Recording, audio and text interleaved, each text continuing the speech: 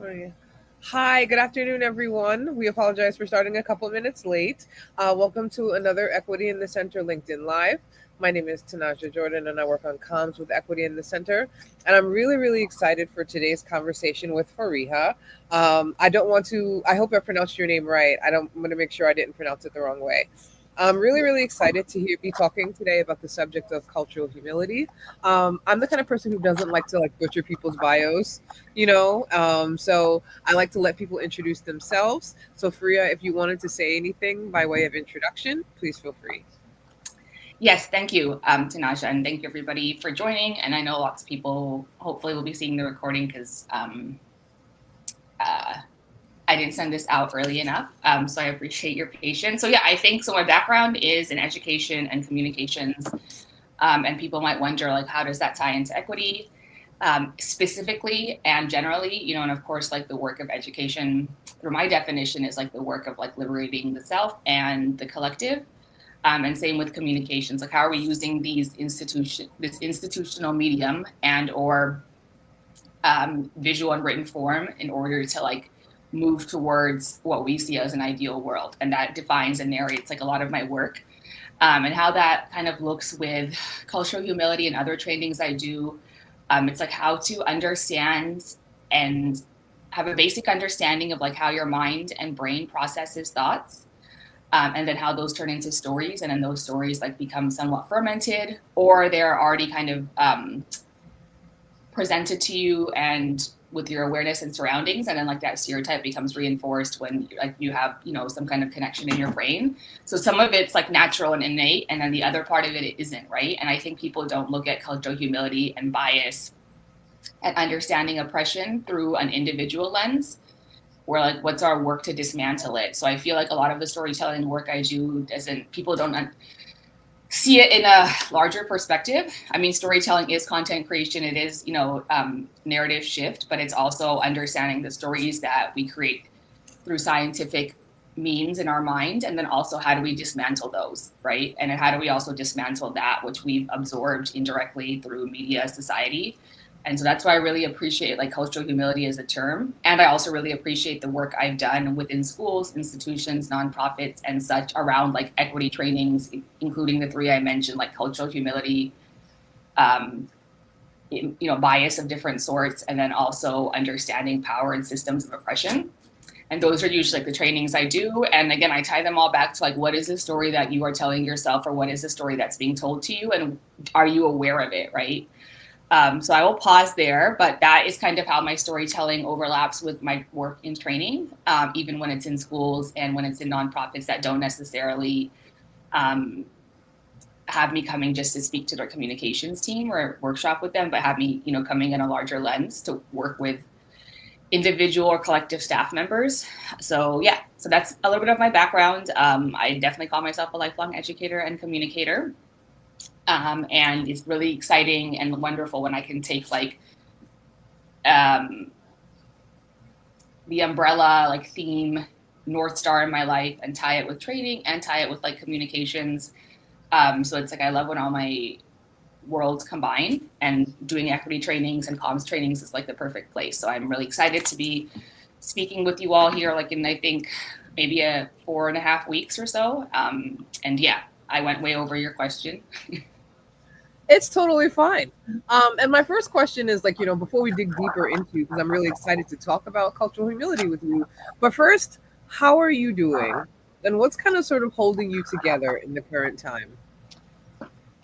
um, that's a really phenomenal and appropriate question that I wish I like had the answer to after being like 9 months in, nine and what, like almost 10 months into 2025 and like the dumpster fire. But I think for me, it's like finding pockets and moments of people who reinforce my North Star, right? Like it's definitely really rough out here. The more intersectional identities you have while residing in America, make it all the more tough. And I recognize and understand that from my own perspective, but also understanding that I don't have as much intersectionality as other people, right? Legal intersectionality, identity, ethnic, and also I don't see culture just like as I see culture as a construct in the same way people, talk about race in that way. And obviously, that's a longer conversation that I'm not going to get into. But I think understanding things as a construct and then being able to like check yourself and also find like these moments. Like I've seen really beautiful things happen, and to hold on to that, I'm like, yes, like there are these moments, windows, and pockets of hope, and realistic shift and movement of the people individually, collectively, virtually, right? Like in flesh, that have really like given me a minute to like breathe and be like, this is what we need to keep doing. And it's also just reinforced like the work, like who's doing the work and why are you doing the work and what is the work today and how does it shift, right? Because I don't feel people's North Star shifts, but I do feel like the means and mode in which you do your own like self I don't want to say self work, right? And that's like the best word, right? But the only way you stay sane, maybe is another way to say it explicitly. And then also the way in which you like go about your work in a time where everything's like super volatile, um, very unpredictable, and incredibly based and entrenched in like the oppressive culture of like fear. So yeah, so I think I could answer this like I could take 45 minutes and still not have an answer for you because it's really I don't have an answer, and I've thought about it, and you're not obviously the only one to ask me that. And I've obviously asked myself this, and I'm like, how have I been making it? How have people around me been making it? And I do believe in the universe like coming together to hold people as well. So I do believe in like the energy and the presence of what's out there that's not human. And yeah, and I would also love to ask you that question because I'm always curious what people are doing and like what support systems they're using that they may or may not have used in the past. And I'd love for you to answer that if you're comfortable, Oh, to throw back at you. absolutely. Of course. Um, I can say for myself, it's a lot. Like as a, chronically ill person with a disability, I find myself practically dissociating over everything that's happening related to public health in our country. It's a really scary time. I find myself really wondering, about vaccines and their integrity. But the things that really hold me together, in addition to doing this work, I also am an artist myself, and like the creative communities I am in have been the most life-giving communities for me. Recently, a friend of mine turned 40. I turned 40 earlier this year, and so she turned 40 I think last week, and had a poetry workshop for her birthday. She's an arts and a cultural worker herself, and she decided to do a poetry workshop with several of her closest friends. So I got to be in a wonderful community. It was about, I think, 12 or 13 of us came together, reflected on poetry about aging and poems about aging, and wrote our own poetry and shared with each other. And it was just a good and beautiful reinforcing space, especially for some complicated emotions, related to getting older and being in the current climate. And many of us were female or gender nonconforming people, so there was that added lens to it. But it was just a sort of I need to be in creative community, and I've been endeavoring to be in creative community more regularly, like going to co-writes at least once or twice a week, to be with the community of other folks who are writing and processing things creatively. I've also I've gotten I think that I'm really focused on my intimates, the people that are closest to me, my couple of stepsons who are getting ready to be 20 and 15. And it's been extraordinary to sort of watch them and sort of get their take on some of these things. On one hand, it's really sad because they, at their ages, have never really known a country in which they could have faith in their government, which is really sad. But the thing that's hopeful to me about that is that they don't let that stop them, right? And for them, like their sense of course not, is about the federal government, but they are very actively interested in their local community. Our 20-year-old is now voting for the second time, right? And has really been paying attention to mayoral candidates, and folks that he's choosing. And so I love experiencing a civic sense. They're developing civic sense through their eyes. And then the third thing, which is really very new, this is the first time I'm saying this in a large public forum, we are getting a dog. I'm very, very excited about our dog getting. We're getting our dog is coming home this weekend, and I'm an avowed cat person for most of my life, right? And so I was very like, nah, I was meh. I was benign on the subject of the dog until I actually saw the dog and saw how cute he was, and he's cat size as well, so that helps. But I'm really just excited about adding to our circle of intimates that way and lavishing love on the people that are immediately in my orbit. Um, that was a really great and robust question. Thank you for giving it back to me. And so, just segueing into what you were mentioning in some of your intro, can you tell us more about what cultural humility is, and how it might strengthen our relationships? Yes, thank you. And I also really appreciated like your three-part answer. I'm also like a lifelong cat person, and I realized when living between, being the world is in transition, but I've been like splitting my time between Houston, Texas, which is like where I'm from, and Savannah, Georgia, which is where I'm spending more and more time and building more relationships regionally and locally. And I realized what it even like a matter of weeks is like without having an animal around, right? And of course I believe like all animals are emotional support animals.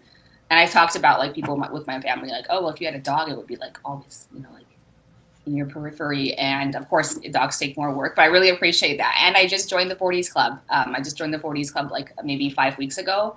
Hmm. And for me, of course, folks are like, what are you going to do? I'm like, I don't know. I'm just like trying to live, like breathe healthy air, take care of my allergies. So have some control over it and like eat and sleep functionally. And just like, and I do think I'm not just exclusively on survival mode. I do think I'm like in survival state, but definitely like able to be past that where I can like use and access different parts of my brain and like utilize my resiliency experientially and like what I've formed in myself. But I'm like what are you gonna do? I'm like I don't know, and I had different ideas, and then I'm like what, one thing that is very appropriately grounding for me is like non-human that's not to say human interaction I don't value. Like I love conversations, and I'm excited to have this one with you as well, because I know we haven't gotten to talk as much, and I always figure out different things about people in a way that I didn't anticipate. And I think that's also part of like cultural humility to like be curious.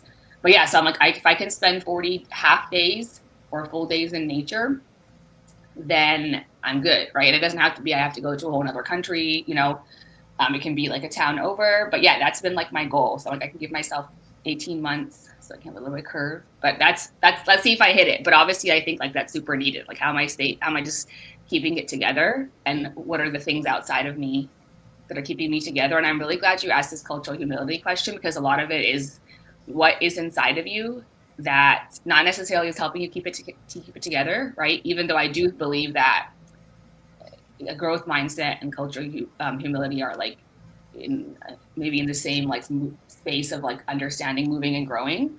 But I think it's the work you do inside of yourself, right? Because I can't control everything on the outside, but what I can control is like the thoughts. And I don't even let me rewind. What I can be aware of and control is my understanding of the thoughts. And you can't really control your thoughts, but you can like navigate them in different ways. And some of that's like development, right? And some of it's also like reframing, right? Cognitive reframing. But I think I love the idea of cultural humility because it has the word humility, right? And it's not cultural competency, because you can't really be competent in a culture, A, when culture is always evolving, and B, when culture isn't just like, I consider culture to be present everywhere, right? Neighborhood culture, familial culture, ethnic culture, right? Racial culture, if you want to, call it that. Regional cultures, like all these pieces are there, and we have to look at culture in like a larger framework. So it's people just, I think the default, including for myself, is when people say culture, I just automatically go to like ethnic culture, right? And ethnic culture can mean a lot of things, right? But like immediately for many people, it's like language, food, lifestyle-ish type things, right? But like, even if there's no way, even with in that category, that I can like master culture, right? Like even if I immerse myself in it. So I'm really glad that, many years ago when I was myself, like, I believe in like lifelong learning, but I was myself in like a certification program for emotional trauma and understanding like the reframing of like humility and how it can work was like really powerful for me, because I never really agreed with cultural humility. Sorry, not with cultural competency, or, you know, and I think I would use the word awareness, but it's like, well, you know, is humility is a lot more than awareness. So I think it's like the awareness, once you are aware, right, developing the habit, then to check and question yourself, and then to like wait and move further, right, along that journey, right? So I think it's very intentional. I don't think it's just like for somebody who does this on a daily basis, right, it has this North Star that I told you, that doesn't mean that I'm like cultural humility like 500 steps forward compared to somebody else. So it's like the work I do every day, even though I'm the one like believing in this and teaching people. So even for me, it never ends, right? Even though I feel like a lot of my life is centered around what are we doing, what am I doing, what are the interactions I'm having, and what does that mean, right? And I think if we look at liberation in very bite-sized digestible pieces, like it's like, hey, liberation for me is like constantly checking, today is constantly checking myself when I interact with to give like a very common example, I interact with like a group of young men, right, that all look the same in terms of like their age and their complexion, and I may have a different response, or I may have to check myself, right? And it's like, now does that mean like everybody that sees a group of boys that are like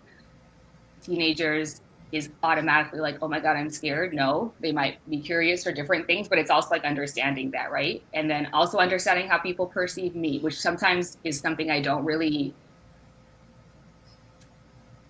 try not to care about, but understanding how oppression and racism works, right? Like it's something I do have to worry about. And sometimes I question myself, like, well, if I'm preaching this to myself every day, like be authentic, check yourself, then like why am I doing things that maybe are not 100% authentic to me and more like 75% authentic in order to function, right? So I think it's also for me, it's like the balance of understanding like where we are in a world filled with systems of power, and where we are in a world that isn't here yet, that we desire to create, and how do you like come together in the middle. And a lot of that starts with like awareness, a lot of that starts with understanding. I don't think like simply engaging in material is like appropriate, because I think it's like it's a habit forming journey. I don't think it's like a where you learn something and you're like done, right? And I think for me that's super important, because people often ask me, right, based on the assumptions they make about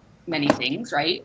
Which again is not something I'm offended by, because they have to like categorize me in some way, right?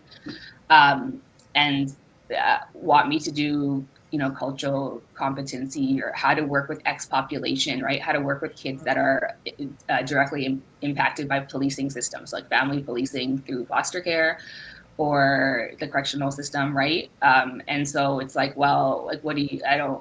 To me, it's like, well, what do you, and like, do you understand the system that's oppressing them? Because that is the thing that you should understand, because there's more generalities, but the population might have overlap, right? In terms of like those who were impacted by poverty, or you know, look a certain way, are more likely to be impacted, which is definitely like factual. It's not a hypothesis, but it's like, well, what are you like? What am I supposed to give you that's going to make you aware of an entire population that's been like dealing with this forever, right? And even if they're under one ethnic group or one racial group or one like regional group, that doesn't mean anything, right? So I think it's like that same.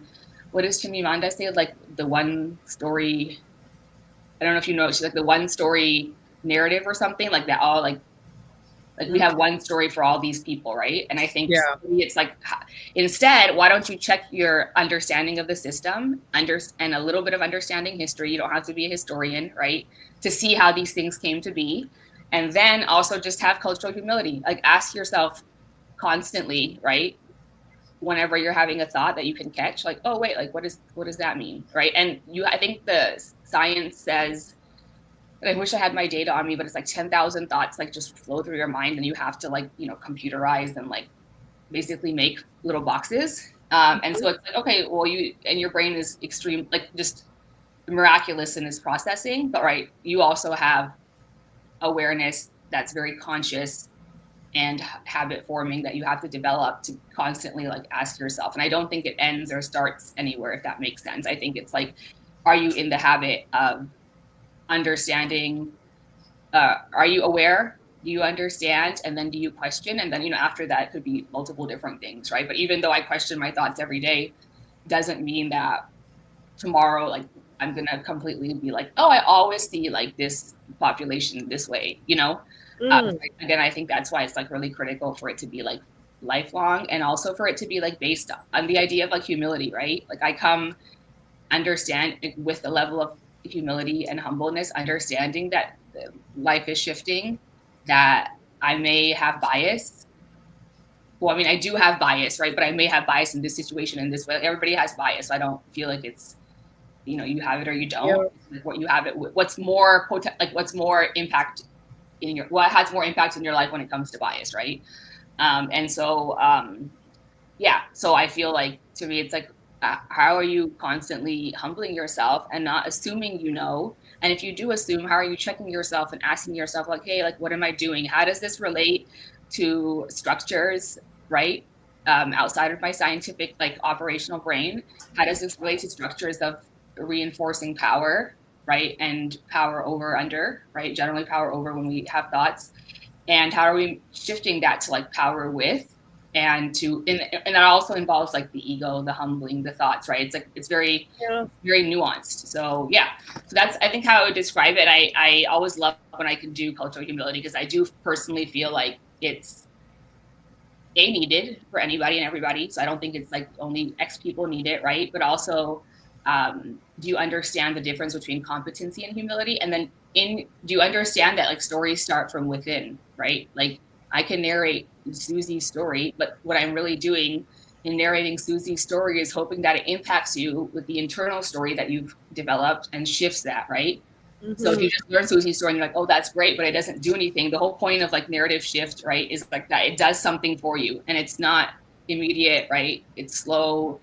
It should be consistent, right? And it should be something that we are constantly engaging with, while understanding like what our ultimate focus is, right? Because me helping you understand something about Susie is great, but what is the real relevancy, right? It's not that I want to get money to continue Susie's program, but it's like, hey, if I understand Susie in this way with power with, and I understand more components of her life, I can check myself. And if I can check myself, I can see Susie differently. And if I can see Susie differently, I can see her as on the same wavelength. And if I can see her on the same wavelength, then I'm going to ask how we're working towards like liberation together, individually, collectively, and through a relationship with like one another. I think there's so much in what you just said. There's a lot like so one of the things that I've always thought, it's something that I did a lot of work in human services earlier in my career and worked with a lot of people who were different or going through different or particular challenges. And one of the things that I learned by interacting with families and communities is that culture exists everywhere, right? And I think that culture really is, in its most basic form, it's how groups of humans decide how to operate. Literally, culture is, encompasses language, it encompasses behavior codes, right? It encompasses norms. And my inability to perceive the culture doesn't mean that the culture is not there. And the work that I have to do on myself is the ability to perceive and receive culture. And in order to perceive and receive culture, I have to know where I stand, right? I have to know how, I have to know largely what my culture and cultures are, some of the life ways and norms that I've been conditioned to believe in, and to perceive that other people might do some of the same things other ways, right? Other people might have different norms, different behavior codes, different language, to deal with an existing situation. And that different life ways don't mean wrong life ways, right? It's quite possibly the biggest and most important thing to be humble about when you interact with other people, that different is not wrong. It's just different, right? And the humility that it takes humility to sort of navigate relationships and build authentic relationships with people, with the utmost respect for their culture, right? It's a perspective that I believe has served me well. I love what you said about competency not being humility, and that like you can't, no one can explicitly master someone's culture. I think that I agree with you, it's inappropriately named. I think what people are trying to master is the humility, the ability to interact with other people and their cultures, and really master our own biases and master our own thoughts about other people's cultures. Because to your point, and I wish I remember who made that quote as well, that there is no single story about a group of people. Um, and to sort of you gave that like sort of free frame, like, am I aware, do I think and do I question, which I think is something really beautiful and tangible way to help people sort of anchor their own thoughts, be more present and more aware of their own biases. And I'm wondering, is that sort of that series of three questions, is that something that you utilize in the training? Is that like something that people will come to the training and learn more about or hear more about? And what are some of the other things you'll talk about as ways to build cultural humility? Yes, thank you. I definitely wrote that down. So the sad thing about training, especially the trainings I do, is like there's never enough time, and I operate as a facilitator. I don't operate as like everybody is the most aware of their, or I forgot the term, like everybody is the specialist on their own life, or whatever they say, right? So it's just like me standing in the room is only to help, like virtually or otherwise, is like to help movement, right? And so like to facilitate the dialogue and to make sure like logistically and otherwise, like that we have movement, right, that we're accomplishing the goals that each individual in the room has, right? But in a training such as this, that's 1 hour, it's like never enough. So I think definitely touching on understanding how your brain works, right? Understanding bias as related to that, and then understanding like messaging. And then I think that's its own like kind of, maybe not, I wouldn't call it 3-step, but like the 3 realms that, like a little Venn diagram about, and how that works. And then also understanding like the general steps in which you like stop and check yourself, right? And I'm really big on like, can I take a training and deliver it to people where the conversation and the discussion and the engagement allows for people at the end to hit their goals, right? Which in this case is hard because it's not just like one agency or one industry, but also to have them leave with more than they came with, but also have something tangible. I don't believe in like theoretical stuff, right? And I think theory is really important. And whether or not I agree with data, I know data is critical, right? And data reinforces that there is bias in the world, right? And that it reinforces like the cultural forms of oppression in terms of like black and white thinking, like right and wrong. Like we're just incredibly binary in this country. And the more I sit with that thought, the more I realize like that is way more prevalent and prominent than I even anticipated, like the last time I thought about it. So I think it's like, how do we understand fear, right? And I'm not necessarily talking about emotions, even though I do think like, I do believe in body and mind connection. So I don't believe in like separating, which is also like maybe a form of how we control people in this country. But like, do you understand what's happening on a basic level, right? I'm not a development specialist, right? I'm also not a psychologist, but what I am is somebody who has interacted with people and questions enough in different spaces to be able to like help other people move in that dialogue. So yeah, so that's what I would definitely say. I'm happy to definitely have like something somebody can like take and even put on a post-it, like something that specific, right?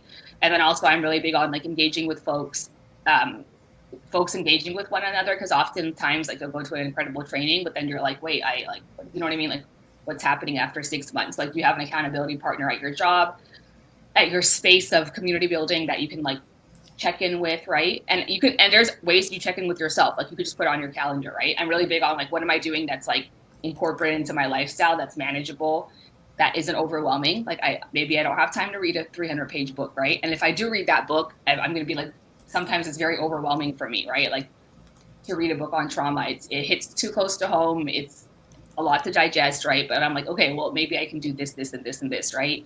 So I try to have things, tangible things, and then I definitely encourage accountability, like at all times with yourself, right? But accountability is something we're not good at as an American society overall, right? And I think again, it's a journey, right? And just because me saying we're not good at it doesn't mean there's are not people who are phenomenally self-accountable, and there are people who don't have the awareness to be self-accountable or never have been taught it in the realms in which they exist. So yeah, so I'm definitely looking forward to it, and I wish it was like a 10-part series, right? But that's like, we always, have this desire, right? And even if I did like a 5-hour workshop with like multiple breaks, right?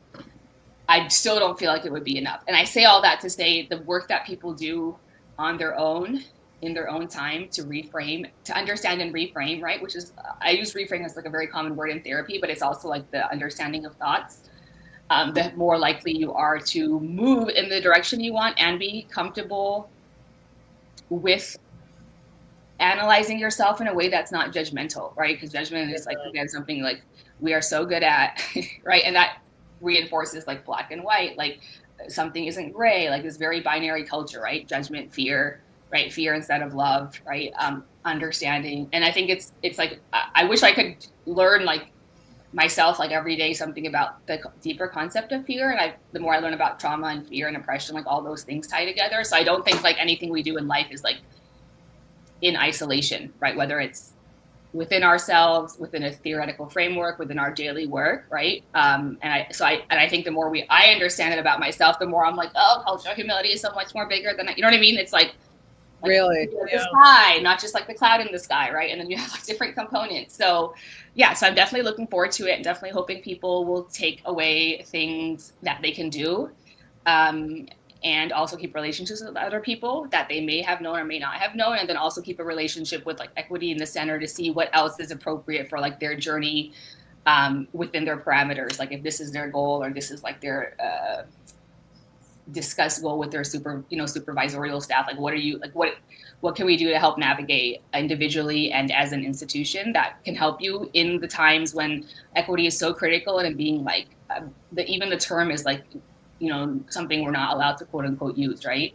So I think there's a lot of ways to do the work, doing the work without saying the same terms, if that makes any sense, right? Because I don't see equity as like a DEI initiative. I see equity as like what you do every day, right? And I think if people understand that, then it is somewhat comforting, and also it somewhat should reinforce like, hey, I don't have to like change my behavior because I have this vocabulary on my website or because my job has this initiative, but I have to change and modify my behavior, yeah, in terms of cognition, to have like healthy thoughts, to have a healthy life, to like then when I'm healthy, other people are healthy, right? All of that. So I think if people approach it like that, it gives you some level of like calm, right? Like control is super important in right humans and society, but it's like what I do have control over is the choices I make every day and the things that I am aware that I think about, and the awareness that I'm gaining, and what that choice means to me with what I do with that information, right? And how does that lead me to be healthy? And I think again of health is like not just like am I able to run a mile, but like emotional health, spiritual health, right? Mental health, physical health, right? All the things. So yeah, so that's my very long intertwined like little puzzle answer. But I really appreciated talking to you. Half the stuff I said I wasn't even anticipating saying, so I really appreciate like your style and your natural conversational, approach, which is something I also love and operate by. So yeah, and I also really appreciate your thoughts and like the synergy, because I'm like, oh, I'm 40s Club, oh, I'm Team Cat, and and also like being somebody who has like lots of us have invisible things, right? Not just under the glacier, but like invisible disabilities, right? Challenges that are not apparent, right? Or I have a visible challenge that is misinterpreted. So like everything is so complex. And I think it's like, how do we, and I think even like disability justice is like cultural humility. You know what I mean? I think a lot of this understanding of how we treat women's bodies is also cultural humility, right? I think it can be embedded and interpreted in multiple realms, but also in your own daily work, and also quote unquote the work you're doing within community to move something forward, right? So yeah. So I'm definitely excited, and I haven't done cultural humility like in multiple months. So I'm always a fan of like, yes, let's talk about this explicitly as a framework, rather than like bring it up in all different ways, right? Which is something that you and I probably do every day in our conversations with ourselves, but also with like people we're interacting with. So yeah. Indeed. Thank you so much for taking the time out to speak with me today, Faria. I really gained a lot from today's conversation. And for folks who are watching and watching the recording, I placed a link, the Eventbrite link to register for Faria's session in the chat. And until next time, we hope you all have a great day. All right. Thank you. Thank you.